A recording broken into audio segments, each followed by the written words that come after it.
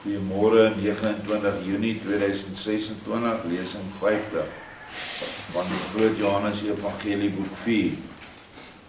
En ons is nog besig met die ontwikkeling van die siel op aarde en in die hiernamaals, hoofstuk 93. En is baie belangrik dat ons hierop let, want dit is waarvoor ons aarde toe gekom het, naamlik om ons siel te ontwikkel. Want die siel het geen geestelikheid wanneer die siel gebore is nie. Dit weet ons toch uit voorbeelde en ons eie lewenservaring. Jy moet 'n klein kindjie moet jy lei in die waarheid in. En vir die eerste paar jaar, dis nie ek wat dit sê nie, dis Joshua wat dit sê, vir die eerste 5 jaar is die kind niks anders as 'n klein diertjie nie. En moet hy slegs versorg word in die liggaamlike behoeftes. En dit is waar sy liefde dan begin, vir die wat hom versorg. En dit is dan ook daaruit af te lei hoe belangrik dit is, dat 'n moeder en 'n vader liefde aan hulle kind van geboorte af oordra. Want as ons dit nie doen nie, is ons direk skuldig en verantwoordelikheid vir die verkeerde ontwikkeling van die siel, of die nul ontwikkeling van die siel, van daardie klein persoontjie wat aan ons toevertrou is. En wat ouers nie weet nie, hulle sal moet gaan verantwoordelikheid doen aan die ander kant, as hulle kinders nie reg groot gemaak het nie. As hulle byvoorbeeld, terwyl die vrou verwagtend was, het sy allerhande substansie gebruik, wat daai kind se ontwikkeling heeltemal gestrem het. Jy sal in die hiernamaals vir daai goed verantwoordelik doen. Dit is 'n sonde teen die naaste. En waar kan jy iemand heel nader nog aan jou kry as in jou baarmoeder? En 'n vader van 'n huis behoort die orde van die hemelse Vader in daai huis te handhaaf. En dan sal so 'n kind korrek groot word en sal dan die evangelie van Joshua baie duideliker verstaan en toepas. So kom ons lees wat sê Joshua, hy is weer self aan die woord, en hy sê, dit spreek van self, dat dit hier nie 'n besondere geval betref nie, maar dat dit 'n algemene riglyn is, wat sowel by die leiding aan hierdie kant, en in die besonder aan die ander kant gebruik word, om 'n siel uit die stoffelikheid te haal, wat haar lewe belemmer. Nou, ons het in die vorige lesing op Sabbat gesien, hoe langsaam en moeitevol dit is, om so 'n siel te vat, van waar sy daar aan die ander kant kom, waar sy totaal naak is, geen benul van liefde het nie, en hoeveel moeite gedoen word, is 'n soortgelyke siel, of 'n engel wat hom voordoen as 'n soortgelyke siel, dan kom hy na die persoon toe, dan vat hy hom na 'n beter plek toe, dan kom hy die ou nie reg daar nie, dan vat hy hom weer terug, en vat hy hom weer terug, en so is daar 'n worsteling met daai siel, en in al die tyd wat daai siel aan die ander kant leef, en dit kan voel, onthou daar is nie tyd nie, maar jy voel tyd, kan voel soos duisende jare, is jy in daai haglike toestand, en die siel weet nie eers sy is dood nie. Die siel dink sy lewe nog op aarde. Dis soos 'n droom wat jy droom, wat jy hardloop, maar jy kom nie weg nie. So, dit is nie 'n baie lekker toestand nie.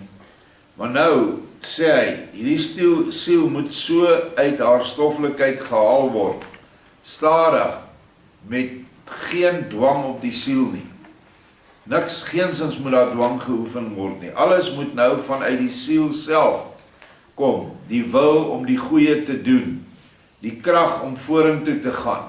Al daai dinge kom binne die siel self te voorskyn. En dit is baie moeilik, want die siel is nog steeds aan die ander kant vasgevang in die stoffelike materiële dinge van hierdie wêreld.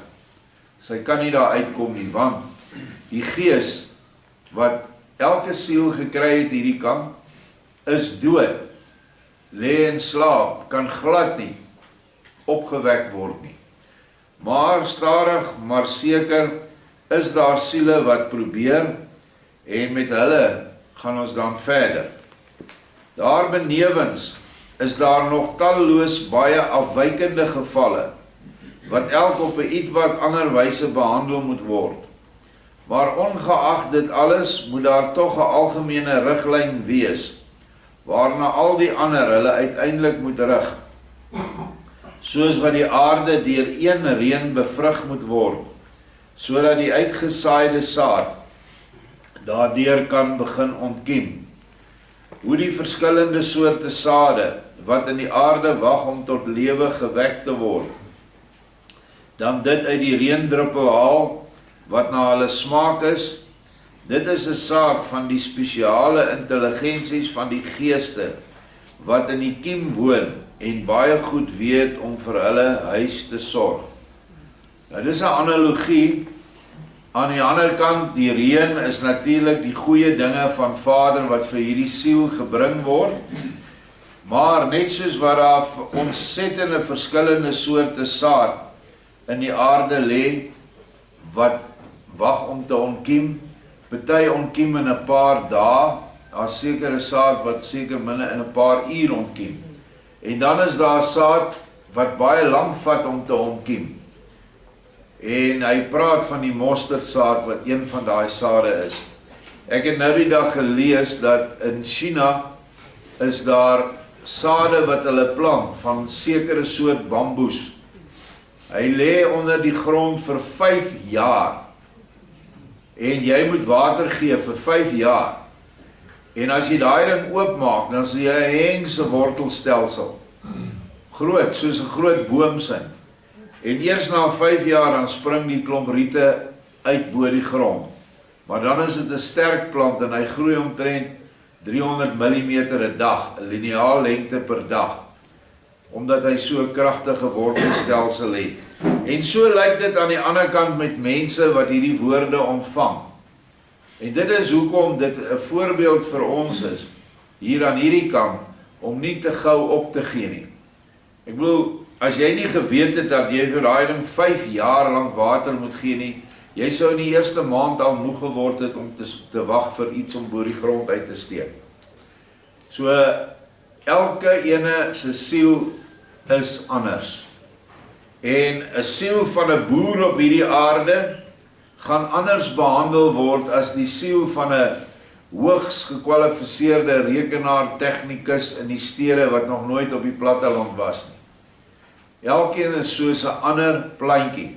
Elkeen het in sy eie siel intelligensies wat opgewek moet word sodat hierdie boompie kan groei, wat beteken dat hierdie siel geestelik kan word, sodat die siel self vrug kan dra, self skaduwee kan wees vir ander siele aan die ander kant, wat by haar skuiling kom soek, en wat sy dan vir gelyke siele kan leer, baie beter dan as wat engele hierdie siele leer, want die engele mag nie hulle vrye wil verander nie.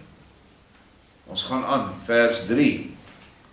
Ek sê dit vir julle, sodat julle kan insien hoe moeilik en moeisaam die weg na die volëinding van die innerlike lewe aan die ander kant is, en hoe maklik en vry dit hier gaan, hier waar ons nou sit, waar die siel die stoffelike liggaam nog om haar heen het, waarin sy in die eerste instansie, hoe en wanneer sy dit maar wil, al haar aanwesige stoffelikheid kan opslaan.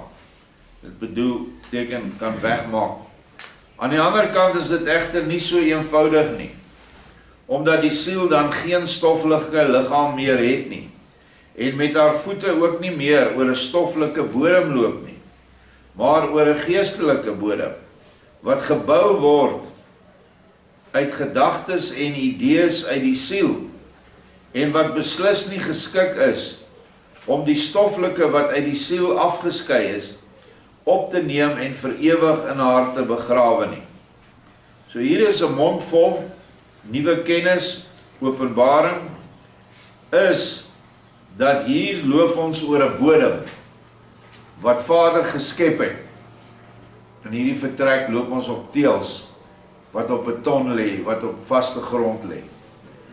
En hier het ons 'n stoffelike liggaam, en ons kan mense met stoffelike goed bedien.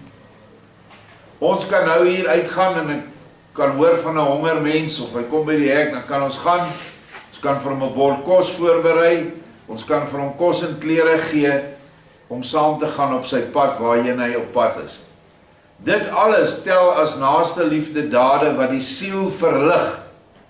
Vir elke ding wat ons so doen, kry ons lig in ons siel. Mits die dryfveer die liefde is. As dit is, ja weer bly die arme daar by die hek, ons moet seker nou maar vir hom kos gee. As dit jou houding is, dan gaan daar geen lig by jou jy gaan nie in lig toeneem nie. Want dit is nie 'n daad van uit die hart van liefde nie. En so is dit maklik hierdie kant. Maar aan die ander kant is daar nie klere nie, daar's nie kos nie, daar's nie goed wat jy kan gehaal nie, want die bodem waarop jy staan, dit moet julle baie mooi onthou, dis 'n nuwe begrip, is jou eie idees, jou gedagtes, jou emosies. Dit vorm die bodem. Jy loop daar op 'n plek, jy is op 'n plek, of dit nou in 'n leë woestyn is en donker is, maak nie saak nie, daai bodem is jou eie wese. En die siel waarvan ons nou gepraat het in die vorige lesings, het met al hierdie stoffelike en materiële drek wat sy hier beoefen het, eintlik niks gevoel vir die liefde nie, net geld en mag probeer insamel het, en net vir die self en die ek gewerk het. Dit is die bodem waarop jy kom. Daai bodem waarop jy loop, dis jouself, dis jy. Nou, hoe kan jy op daai bodem nou iets vir iemand anders gee as jy dit nog nooit gehad het en nooit gedoen het nie? Nou kan julle sien hoe moeilik dit is vir 'n ander siel of vir 'n engel om hierdie persoon te probeer verander. Want onthou, dis die vrye wil van die mens wat nou in hierdie stoffelike boosheid is, wat nou verander moet word. Maar dit moet geskied sonder dwang. So dit is hoekom dit so moeilik is aan die ander kant. As jy dit nie hier beoefen het en gewoond geraak het daaraan nie, dan het jy dit nie aan die ander kant. Dit is nie daar nie. Want die bodem is anders.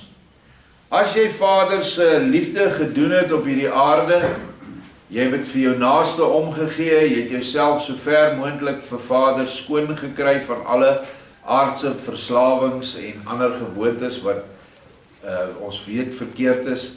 Dan is jou bodem waarop jy kom aan die ander kant, is nou vanselfsprekend 'n ligte bodem van die absolute mooiste natuurtonele aan die ander kant, wat jy jouself nie kan van 'n begrip vorm terwyl jy nou in die vlees is nie. Dan is dit wat so Joshua sê, geen oor het gehoor en geen oog het gesien wat vir ons voorberei is aan die ander kant nie. En in daai toestand sal jy onmiddellik, as daar ander siele in jou omgewing kom wat op jou bodem is en wat behoefte het of nood het, sal jy nie eers 2 keer dink om dit te doen nie, want die bodem waarop jy loop is vol van naaste liefde en vrygewigheid, onselfsugtigheid. Dit is die verskil. En wie bring dit oor na die ander kant toe? Is dit nou Vader wat jou oordeel soos 'n bok en 'n skaap? Nee. Jy het self jou eie lewe bepaal deur jou eie keuses wat jy op hierdie aarde gemaak het. Daar's niemand wat dit vir jou doen nie. Jy is die kaptein van jou eie skip. En as jou skip op die rotse loop aan die ander kant, is dit nog steeds jou eie skuld. Maar wat ons nooit geleer was in die kerk nie, is dat daar altyd iemand is wat bereid is om jou te help aan die ander kant. Ons het geglo, alle kerke glo daaraan aan die ewige verdoemenis. As jy hier hierdie kort tydperkie is, maar kom ons sê jy leef 70 of 80 jaar. Dink net hoe kort moet dit wees in vergelyking met jou ewige bestaan terug en jou ewige bestaan vorentoe wat geen einde het nie. Ons het 'n ewige bestaan wat terugtrek tot by ons skepping. So ons het 'n begin. Die Vader is iemand wat geen begin en geen einde het nie. Maar om dit vir jou duidelik te maak hoe lank jy bestaan, en nou dink dat hierdie 70 jaar of 80 jaar nou jou hele bestaan moet omverwerp en in die ewige verdoemenis gooi, maak net nie sin nie. Joshua sê as ons al die sandkorrels op die aarde teen mekaar styf pak, reg om die aarde op alle landgebied en alle seegebied, en ons maal elke sandkorrel met 1 miljoen jaar, dan het ons nog nie gekom by die tyd wat Lucifer gerebelleer het nie. Dis nog nie die tyd van ons geskape is nie. Dis hoe lang terug dit is. Nou die menslike verstand kan nie daai tyd bepaal nie. Dit is hoekom hy dit vir ons so gee. Dis ontsettend lang terug. Maar in hierdie tyd het ons 'n toets wat hy dit vir ons absoluut alles gegee het en dit vir ons maklik gemaak het om ons verdere lewe na die afsterwe van die liggaam in ewige lig deur te bring. Wat basies die woorde is terug in die Vaderhuis. Maar die ander wat sukkel, hulle word alles gedoen om hulle te help. Nou as daar nie vordering by die persoon is aan die ander kant nie, dan val hy maar noodwendig terug. En wie se skuld is dit dat hy vir ewig in die duisternis gaan beland? Sy eie skuld. Want hy wou nie na raad luister nie. Hy het raad gekry, nie net hier nie, maar ook aan die ander kant. En dit is net een groot bewys van ons Vader se liefde, dat dit nie ophou nie. Want vir dit wat uit die siel op haar bodem val, geld ongeveer dieselfde as vir 'n klip wat mens vanaf hierdie aarde die eindelose ruimte sou inslinger. Ja, wie die krag sou besit om 'n klip met so 'n krag omhoog of van hierdie aarde af weg te slinger, dat dit die snelheid van 'n afgeskiete pyl 30.000 maal sou oortref. Die sou die klip homself inderdaad so ver van die aarde af verwyder, dat dit nooit weer sou terugval nie. Maar enige mindere krag sou dit nooit tot stand bring nie. Dit sou die klip wel meer of minder ver van die aarde afbring, maar as die krag waarmee die klip weggewerp is, ten gevolge van die voortdurende heel verreikende aantrekkingskrag van die aarde, minder en noodsakelikerwys swakker sou word, sou die klip weer omkeer en styl na die aardbodem toe terugval. Nou hier gebruik hy 'n baie mooi voorbeeld om vir jou te sê dat 'n siel aan die ander kant net so min as wat 'n siel hierdie kant die krag het om 'n klip te werk dat hy absoluut in die ruimte ingaan en in 'n omwentelingsbaan begin hardloop. Almal van ons het nou kennis hoe kom goed in die ruimte hierdie satelliete met magtige groot vuurpyle word hulle uit hierdie atmosfeer gevat. En hierdie atmosfeer is die terugtrekkende krag van die siel se materiële begeertes. En nou wil jy een van daai begeertes, kom ons sê dis selfsug, moet hierdie siel nou wegwerp van hom af. Nou, enige een van ons kan 'n klip miskien wat 50 meter hoogstens in die lug gooi, dan kom die klip terug. Dan val hy weer op die bodem. En dit is dieselfde met daai siele se eienskappe. Dit is moeilik om dit weg te werp sodat hulle dit nie weer gaan doen nie. Elke keer is dalk die effense krag om van dit ontslae te raak, maar dan val hy weer terug. Om net weer vir jou te wys hoe moeilik dit aan die ander kant is om reg te kom. En kyk, so is dit ook met die stoffelike sondige brokstukke, wat die siel in die hiernamaals nog met haar saamdra.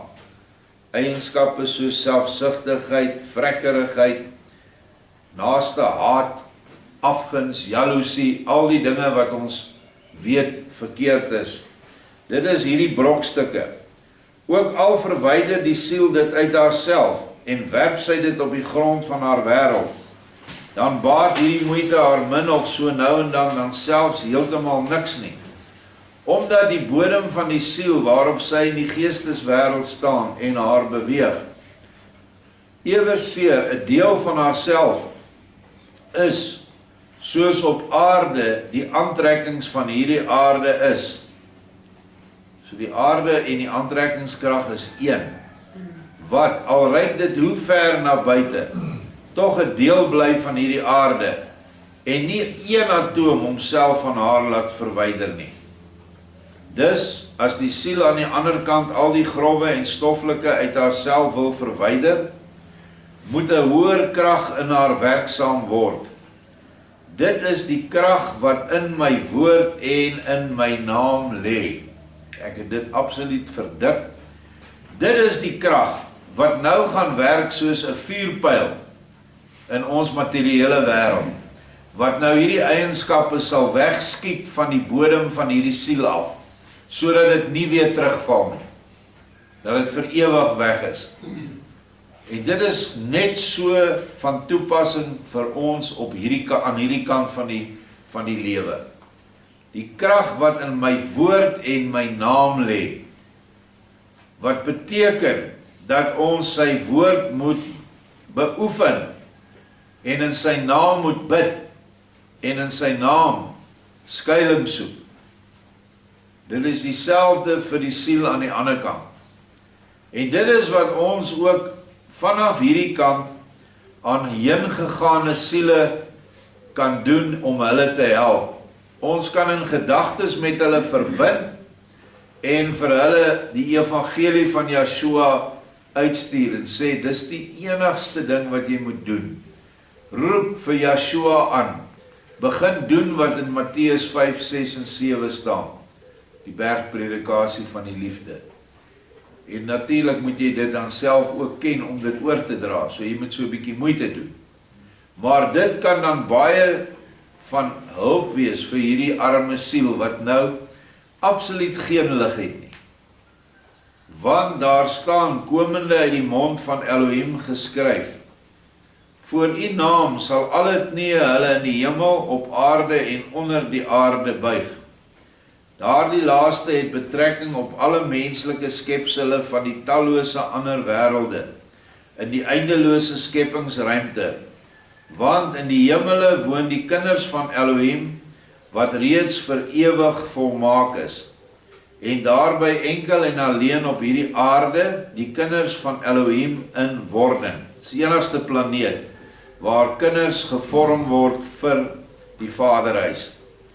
As hierdie groot voorreg egter net aan hierdie aarde verleen is, dan is haar waarde vir Elohim hoër as die van alle ander hemelliggame. Hulle staan dan moreel onder haar, die aarde, en dis ook hulle bewoners, wat dan bedoel word met die wat onder die aarde woon. Nou hierdie was vir my weer 'n nuwe openbaring. Ek het dit al gelees lank terug, maar dit het nie ingang gevind nie. Altyd gesê, dit wat bo die aarde is, dit wat op die aarde is, en dit wat onder die aarde is. So al die planete en sterre wat in die heelal is, waarvan ons 'n klein druppeltjie kan sien op 'n helder nag, daardie is alles planete wat onder die aarde staan, geestelik gesproke. Want daardie mense wat daar woon, kan nie kunskap kry nie. Hulle kan saligheid bereik, hulle kan hulle saligheid verhoog, maar hulle kan nie kunskap kry nie. Hulle moet van daar af vrywillig besluit om aarde toe te kom. Almal weet van wat op die aarde gebeur. Moenie 'n fout maak nie. Daar is nie 'n planeet in die heelal wat nie weet van Yeshua se kruisiging, of eerstens van sy koms na hierdie planeet toe, van sy kruisiging en van sy opstanding nie. Hulle word gedurig deur engele besoek wat hulle alle inligting nou deurgee. Selfs wat nou hier op die aarde gebeur, wag die hele heelal in spanning dat dit gaan afgehandel word en dat Yeshua sy koninkryk hier kan oprig, naamlik die nuwe Jerusalem op aarde. Almal is bewus daarvan. Almal kyk, soos die Bybel sê, met wat is die woorde? Reikhalsende verlange. Kyk die heelal na hierdie plek. En gaan Yeshua se bruid gereed wees. Gaan hy sy bruid kan kom haal of gaan die Satan die bruid vernietig? En jy en ek is geroep vir bruid, almal van ons. Jy moet net jou wil verander en besluit, ja, ek wil wees en ek wil myself aantrek vir hierdie troue. Simbolies gespreek, want die huwelik vind binne in jou plaas. Is wanneer hierdie siel, wat op aarde nou haarself moet verbeter of ontwikkel, besluit om een te word met haar gees in jou. Dit is die eenwording. Siel en gees word een binne in ons. En dit is die huwelik, die geestelike huwelik. En dan vind bevrugting plaas van die gees na die siel toe, en dan vind 'n geboorte plaas, wat vergelyk word met die geboorte van 'n klein seentjie in die skrif. Maar dit is die wedergeboorte. Daar word nie werklik 'n kind gebore nie, maar jy word 'n nuwe geestelike mens. En net soos met die fisiese geboorte, word jy eers 'n klein geestelike mens. Jy sal eers as 'n baba voorkom. En die droom van Sorel het ons dit bewys, dat uiteindelik hy 'n volwasse mens voor Yeshua was. En dit is elkeen van ons se doelwit, of moet ons doelwit wees op aarde, om met Yeshua een te word, sodat ons al die kragte van Elohim in ons versamel kan kry. En dan is ons ook gode, soos wat die Bybel sê, julle is gode kinders. Dink dit staan in die Psalms en Paulus praat ook daarvan. En dit is iets heeltemal anderste as wat die mense vandag predik, dat hulle jou goddelike status gee. Dit is nie dit nie. Dit is die grootste nederigheid, die laagste wat jy moet wees op aarde, en die bereidheid om die laagste mense te dien, in absolute liefde. Dit bring jou in 'n eenheid met die goddelike gees. Nie mag en miljoene lidmaatgetalle en fantastiese paleise vir huise en kerke nie. Nie dit nie. In sy ryk is dit iets heeltemal teenoorgestel. Dus, deur my woord en my naam, kan die siel eers heeltemal gesuiwer word. Belangrik. Maar dit gaan daar aan die ander kant nie so maklik, soos die mens hom dit miskien wil voorstel nie. Daarvoor is langdurige voorbereidings nodig. Die siel moet eers heeltemal geoefen wees in alle moontlike selfwerksaamheid. Jy moet dit self vanuit jou innerlike bodem, moet jy werke verrig van liefde.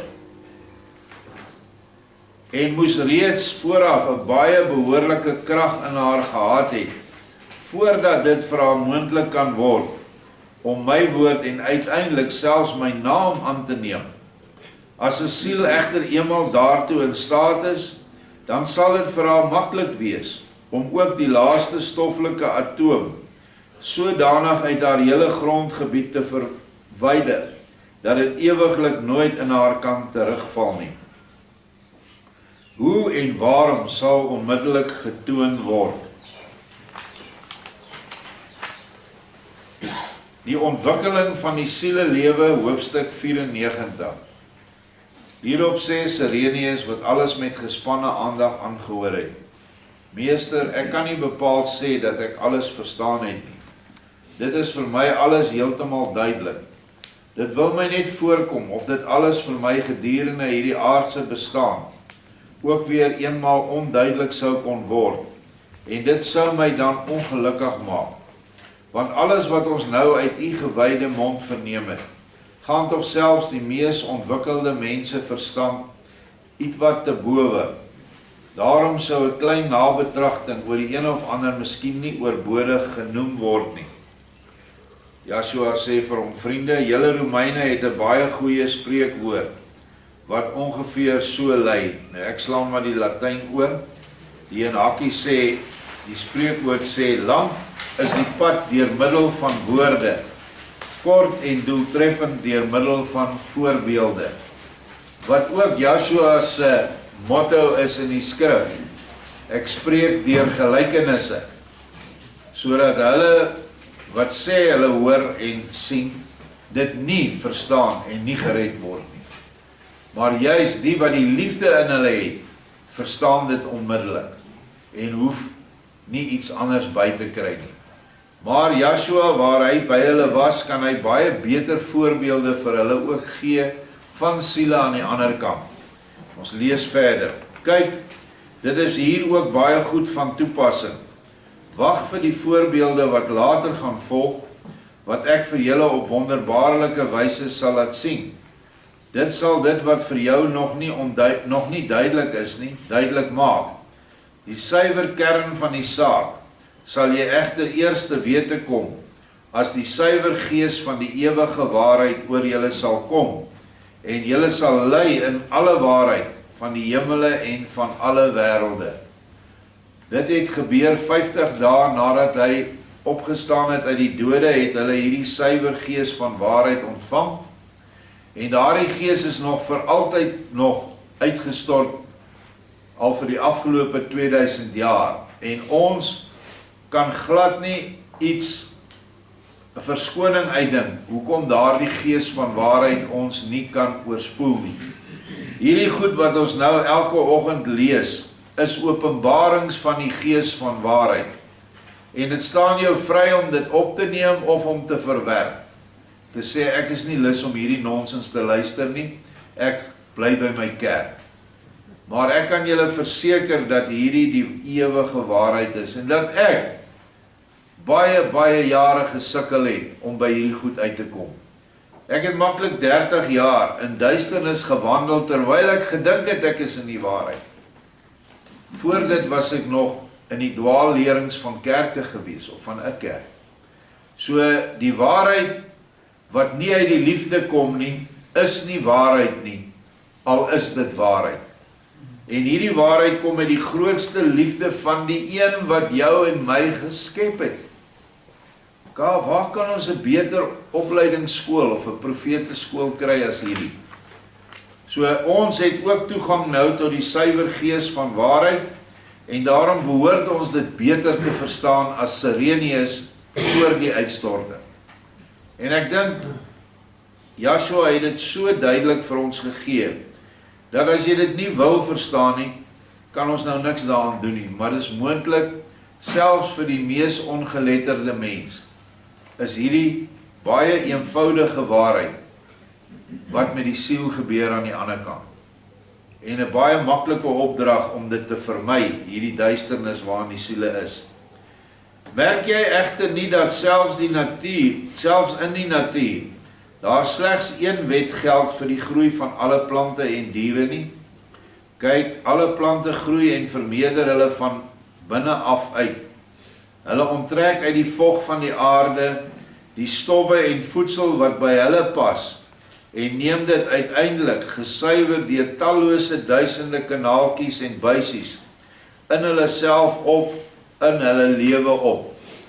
Nou hierdie buisies en kanaaltjies kan jy nou sien as jy 'n boom dwars deursny met 'n kettingsaag of saag, dan sien jy die buisies en die jaarringe. En dit is hulsies wat van die grond, van die wortels kom, en wat voedingsstowwe opvat en voedingsstowwe afvat. En alles wat noodsaaklik is vir die bloekomboom, neem die bloekomboom op. Daar reg langs hom staan 'n doringbos. Alles wat nodig is vir die doringbos, neem die doringboswortels weer uit die grond uit op. En nie die goed wat vir die bloekomboom geldig is nie. En so vir elke grasprietjie, elke plantjie wat ons plant, in elke groenteland waar ons verskillende goed sit. Want daar is sieledele wat ryk na die soortgelyke sieledele wat hulle gaan voed in die minerale ryk of in die grond. En dan is daar engelgeeste, hulle noem dit natuurgeeste, noem Vader dit, wat elkeen van hierdie plantjies bystaan. In elke boom is daar 4 hoofrigtings van natuurgeeste, in noord, suid, oos en wes. En hulle kan net in daai vorm werk. En onder hulle is miljoene ander klein geesies, wat al hierdie werk doen. wat hierdie voedingssappe opbring in die blare in, wat die blare laat suurstof opneem, en wat in die nag die blare laat fotosinteer, sodat die bome vandag ook al die koolstof opgebruik, wat as hulle nie daar was nie, ons almal sou uitgesterf het. So dis 'n baie ingewikkelde opset, wat alles onder die bestuur van Vader staan. Dis nie sommer net goed wat daar groei, en dit is nou maar, jy dink nie, hoekom word hierdie ding nou 'n wortel, en die een langsaan word 'n raap, of 'n patat. Alles is ingelê in die soort by soort, wat in Genesis 1 staan. Plante soort by soort, diere, visse, voëls soort by soort, en met die vermoë om in hulle soort voort te plant. En dit is hoekom dit so belangrik is vir die mens, wat die hoogste vorm is van skepping, dat hy in sy soort bly, en dat hy nie verbaster nie. Vers 5, nee. Ja.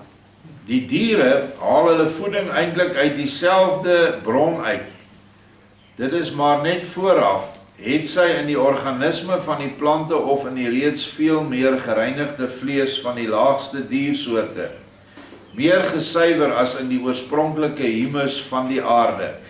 So die diere haal nie nou net uit die minerale ryk uit hulle kos nie, maar ook uit die plante ryk en uit die diere ryk. En uit die plante ryk, ek sien baie keer video's waar hierdie bergbokke waar hulle opklim, jy kan nie dink en daar loop nie, dan lek hy die grond, want hy soek die sout. En diere soek sout en ander minerale in hulle voeding.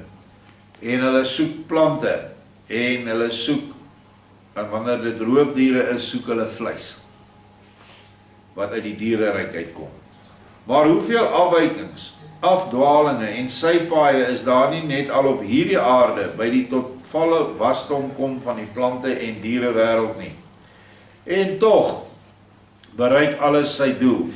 'n Ondersoeker wat alles in die natuurwêreld sorgvuldig bekyk, sal wel vasstel dat die een altyd diensbaar is aan die ander, en dat die een daar is om die ander te verhef en tot meer lewe te bring. Dit is tog vanselfsprekend as ons na die skepping kyk. Ek het vers 6 uitgelaat. Die mens gebruik uiteindelik reeds die allerfynste en suiwerste uit die plantewêreld. Dit is wat ons doen, ons eet nie gras nie. As ook uit die dierewêreld. Hooi, gras en strooi voed hom nie meer nie. Van die plante het hy hoofsaaklik slegs koring nodig, en van die bome die edelste heuningsoet vrugte. Van die diere gebruik hy vernaamlik die deel wat as die suiwerste geld, en hy het 'n afkeer aan die vlees van onrein diere. Dit is wat ons behoort te hê. Ons eet nie slange, leeu's, hyenas, en ons is ook nie versonderstel om goed soos varke en ander onrein diere, honde en katte te eet nie. Maar vandag in die wêreld is bietjie anders. En ons gaan dan weer by vers 8 aan. Die lewe van die siel moet deur die verskillende natuurelemente gefiltreer word. Eers bevind sy haarself in die eter, daar konsentreer sy haarself deurdat die gelyke verbind met die gelyke, die ooreenkomstige en die verwante. Daardeur word sy swaarder en daal eers in haarself in haar eie sentrum in. Word swaarder en word uit haarself die reeds swaarder en tasbare lewenssubstansie. Dit is hoe dit nou gebeur vanaf 'n plek waar die siel was tot in die baarmoeder as embrio. Soos lig verbind sy haarself op dieselfde wyse as bo in die eter. Daaruit vorm wolke en mis hulle self en hulle verbind hulle self weer, word waterdruppels en val op die aarde as reën, haal, sneeu, dou, en in bepaalde streke as blywende en voortdurende vorme van nevels en vochtige neerslae uit die lug. Die water moet weliswaar as 'n element wat nog baie ondergeskik is, maar reeds bokant die eter en lug staan, nou al 'n baie veelsidige dienende funksie gaan vervul. vir die hoërstaande prosesse ter konsentrasie van die lewe. Water moet vereers die lewe wat heeltemal of ten dele in die grove materie tot klip verhard het, week maak en vir opname en deursending in homself. Dit wil sê in die waterelement self opneem. Dit is die eerste bediening. Nou dink daaraan terwyl ons dit lees dat die liggaam wat die siel en die gees huisves iets so 70% water is. En dat grond wat verhard is, dor is en jy nie eers 'n spitvir kan inkry nie, is nie geskik vir die groei van plante nie. So moet jy dit sag maak en dan moet jy dit water gee en dit moet vochtig gehou word. So is dit noodsaaklik dat die siele versag aan die ander kant, en dis die lang proses van begeleiding, en dan het hy gesê, my woord en my naam is wat hierdie siel uit haar duisternis gaan vat. Dit is vir te vergelyk met die water, wat nou jou siel moet benat. Vervolgens moet dit sy lewensgeeste, of in 'n sekere sin sy geestelike substansiële deeltjies afgee aan die plante, dis nou water. As die deeltjies hulle in die plante stadig maar seker altyd meer ontwikkel, tot vorme met bepaalde intelligensies, dan word hulle weer deur die water en die vochtige lig opgeneem. En die water moet weer aan hulle materiaal vernuwe en vrye lewensvorme verskaf. So bly die water dus nog steeds diensbaar in sy eie sweer, hoewel daar uit hierdie water per uur myriades maal myriades, myriades is net baie, klein intelligentiedeeltjies van die sielelewe vrykom en altyd meer selfstandig word. Hierdie intelligensies is goed wat ons nou nie meer groot geword het nie, maar 'n plant groei, hy kry nou water van die reën en hy kry water van die grond deur die wortels.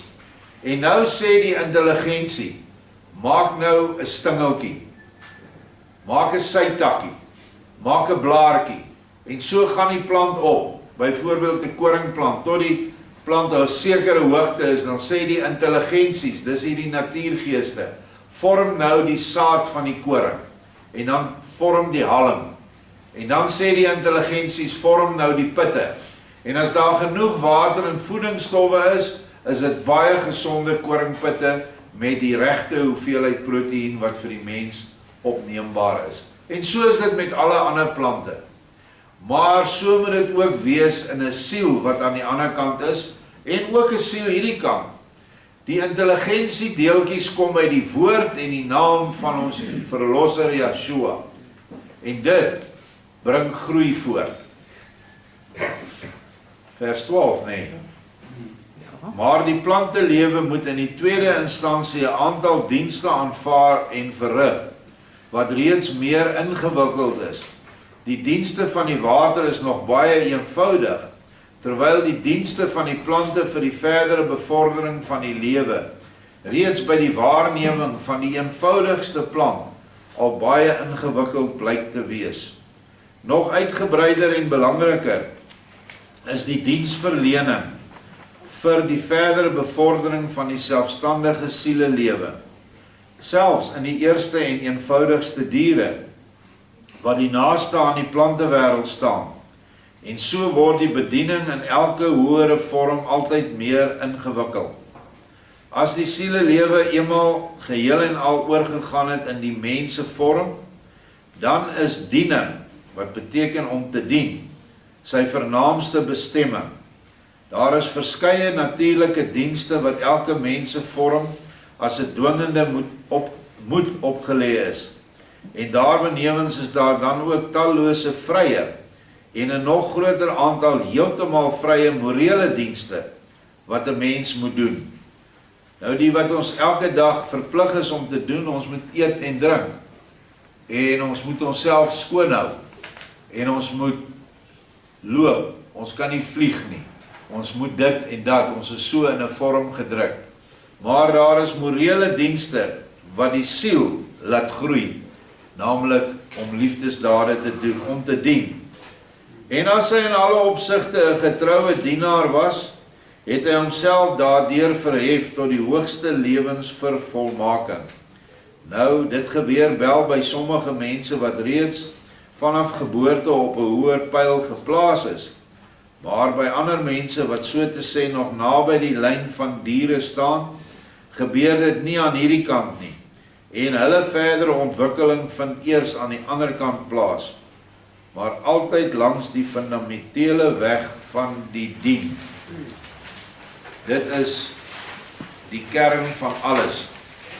En kyk net hoe 'n skrikkelike kontras staan dit met wat die kerk ons geleer het. My genade is genoeg. Of eenmaal glo is altyd alles reg. Jy hoef net te glo. Terwyl diening nie net glo is nie. Diening kom voort vanuit geloof en liefde. Is jy nou bereid om Vader se opdragte uit te voer? En as jy dit doen, is die belofte daar dat jou siel lig gaan ontvang, dat hierdie sieleplantjie gaan groei en uiteindelik skade weer bring vir ander mense en vrugte bring, sodat ander mense van daardie vrugte kan eet. Vrugte is goedheid en allerhande dinge wat ons doen hier op aarde om ons naaste se lot te verlig.